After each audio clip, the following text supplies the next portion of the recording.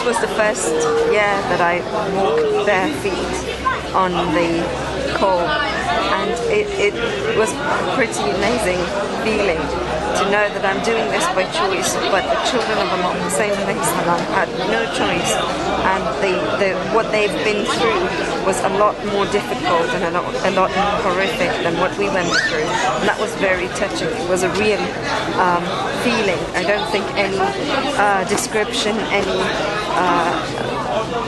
explanation of those events can sort of put you through the same as actually feeling a little bit of that.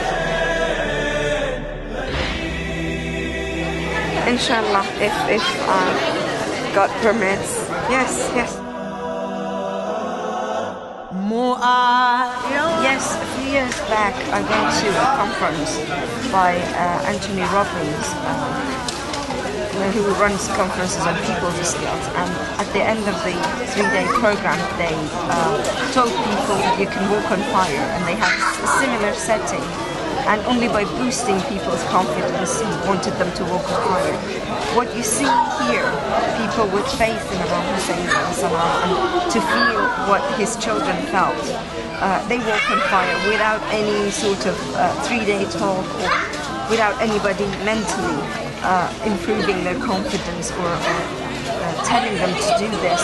And another point was that on the end of the coal line they had water pipes, and they were sort of cleaning coals from people's feet and pouring cold water on their feet. And you see here that people walk on fire, they don't feel anything, alhamdulillah, by the will of Imam Hussein alayhi salam.